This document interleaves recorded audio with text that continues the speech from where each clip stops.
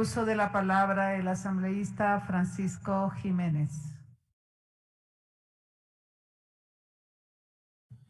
Gracias, señora presidenta, señores y señoras asambleístas, por permitirme intervenir respecto de este tema que nos compete, que es el de la Contraloría General del Estado, y que ya fue referido por el asambleísta Bacigalupo.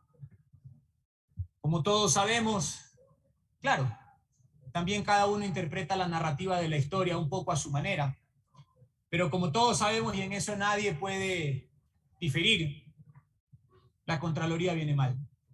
Y no viene mal ayer, viene mal hace varios años, donde se tomaron una serie de decisiones que le fueron quitando peso a la institución y destruyéndola. Obviamente cada uno quiere tener, cuando se trata de actores políticos, algo que decir respecto de la Contraloría. Al fin y al cabo es una institución con poder. Es un juez de cuentas colegiado que siempre tiene un ojo puesto sobre los diferentes actores políticos y las autoridades públicas. Por lo tanto, es una especie de joya de la corona con aspiración de impunidad. Y así es como se ha venido trabajando con esta institución. A veces bien, a veces mal y últimamente muy mal. Yo no voy aquí a hacer la correlación de los hechos ni a darle desde mi punto de vista la interpretación que ya todos conocemos y que cada uno podrá sacar conclusiones a su gusto. Y como siempre he dicho aquí, cada vez que tengo la posibilidad de intervenir, las palabras se las lleva el viento, pero los hechos son irrefragables y las fechas también. Y solamente allí quiero referir qué es lo que ha sucedido. El contralor Pollitt salió del cargo de contralor en el 2017 por el escándalo de Odebrecht, pero alcanzó a dejar a su amigo como subrogante, al que fue después el contralor Selig, quien también después salió del cargo en el 2021 por otro escándalo al cual tuvo que enfrentarlo con la prisión. Pero alcanzó a dejar a su amiga, la subcontralora subrogante Valentina Zárate, quien estuvo apenas 2 meses en el cargo y dijo: yo aquí no puedo más, me voy porque esta institución no va ni para atrás ni para adelante. Y luego finalmente llegó el que ahora rige los destinos de esa institución, que es el contralor Riofrío. Pero ¿cuál es el denominador común de esas circunstancias, de esas sustituciones? Que ninguno de los 3 que vinieron después de Pollitt había sido elegido por nadie más que por su amigo para que se quede al frente de una institución tan importante por la Contraloría. Y eso destruye a la institución como tal, cuestiona su legitimidad y nos pone en una situación muy complicada respecto del trabajo que debe desarrollar esa institución. Por eso es que respecto de este primer informe presentamos un proyecto reformatorio que a algunos les gusta, a otros menos. Unos dicen, no, mejor calculemos con este tiempito, otros no, mejor esperemos un poco más. Pero la realidad es que esta institución tiene que recomponerse y tiene que hacérselo con institucionalidad y con seriedad y con predictibilidad, porque lo mejor que nos puede pasar a las organizaciones políticas es que esta institución no se preste para el manoseo de nadie, ni que nadie pueda decir yo pongo a mi amigo o a mi compadre para que se quede aquí y sea él el que eche un ojo a las cosas que yo quiero que revise.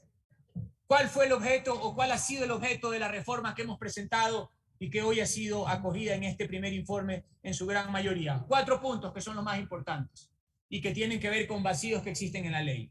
El primero, el que permite establecer las causales para el cese de funciones. Tenemos que tener claridad cuando un contralor cesa en funciones. Sí existe en otras normativas, como en el tema de la Defensoría Pública, por ejemplo, donde sí está claramente establecido el panorama, el parámetro de cese de funciones. Aquí no hay. Por lo tanto, tenemos que incluirlo. Y por eso hemos promovido en el artículo 33 un numeral que se refiera a cuándo se cumple el plazo para el cual fue encargado, a los casos de muerte, de renuncia aceptada, destitución de juicio político, ausencia definitiva o abandono del cargo y por incurrir en las incompatibilidades e inhabilidades previstas en la ley. Pero ahí no basta, ese es el primer punto. El segundo, tenemos que poner límites a la ausencia temporal, porque la ausencia temporal sin límites es una alcahuetería. Eso es lo que es.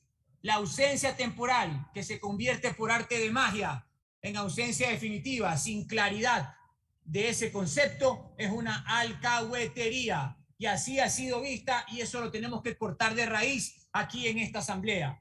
Por lo tanto, en el proyecto se establece un parámetro de tiempo que en el caso de fuerza mayor son 90 días y en el caso de licencia son 60 días. Si el señor Contralor o la señora o señorita Contralora no se puede reintegrar a su trabajo después de ese periodo, muy bien, gracias, chao, nos vemos. Y que pase el siguiente. Porque ese es el concepto de ausencia temporal. Tercero, también organizamos dentro del texto de ley, dentro de la propuesta, el régimen de ausencia definitiva. Claro, pues si ya no estamos en ausencia temporal, tenemos que tener claridad de en qué momento se pasa a la ausencia definitiva.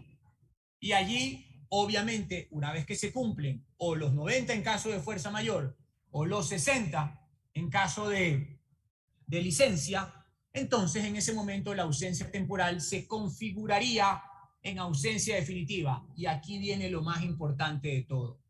¿Qué pasa cuando ya estamos claros que el contralor o la contralora no vuelve? Se fue, chao, bye bye, ahí se quedó. ¿Qué pasa allí? Pues allí tenemos que regresar a la fuente de la designación. Y la única fuente constitucional de designación del reemplazante de aquel que se fue no es su amiguito o su amiguita. Es el mismo concurso de oposición y méritos que le dio la potestad al primer contralor de ser el designado. ¿Y cómo se lo hace? Sencillo, en orden de prelación, porque para eso es concurso. Para eso hay un concurso. Y en un concurso alguien queda primero, otro queda segundo, otro queda tercero. Puede ser que el que quedó segundo ya no reúna los requisitos, porque para eso también están los requisitos que establece el Consejo de Participación, se pasaría al tercero, pero quien debe asumir es aquel que quedó mejor puntuado en orden de prelación respecto de aquel que se fue. Y no es necesario un concurso nuevo. No es necesario hacerle gastar al Estado, si no me equivoco, 40 millones de dólares más para luego volver a escoger. Basta con regresar al concurso de oposición que permitió designar a esa autoridad para que el mejor puntuado en orden de prelación sea aquel que asuma las funciones de contralor o contralora hasta que se cumpla ese periodo. Algunas personas hoy están preocupadas porque dicen, bueno, pero ¿qué hacemos si es que la reforma ahora implementamos este proceso y luego asume a alguien que no contiene esos requisitos? No nos preocupemos de eso, porque los criterios de temporalidad, cuando nos obsesionamos con los criterios de temporalidad, corremos el riesgo de afectar la institucionalidad. Aquí lo más importante es solucionar sólidamente y concretamente con las herramientas constitucionales a la mano el problema de la Contraloría. Y por eso hoy lo podemos hacer. Además, que desde el punto de vista práctico, este proceso, este proyecto de ley todavía tiene algunos meses para poderse implementar. Y de lo que tenemos entendido, el nuevo concurso va a llevarse a cabo aproximadamente en mayo del próximo año, por lo tanto serían fechas más o menos coincidentes. Nosotros tenemos que reglamentar y normar con consistencia para el futuro. Y por eso es que este proyecto de ley es importante que sea aprobado ahora para normar y organizar ese futuro. Y por eso las instituciones, porque al fin y al cabo son instituciones, que estamos proponiendo en este proyecto de ley, que tiene que ver con los requisitos para ser contralor, que tiene que ver con las causas para el cese de funciones, que tiene que ver con la ausencia temporal, que tiene que ver con la ausencia definitiva y que tiene que ver con el procedimiento de designación para la persona que definitivamente reemplaza a aquel que se fue, están perfectamente plasmados en este proyecto de ley. Hasta ahí mi exposición. Muchas gracias, señora presidenta. Muchas gracias, señores asambleístas. Muchas gracias por su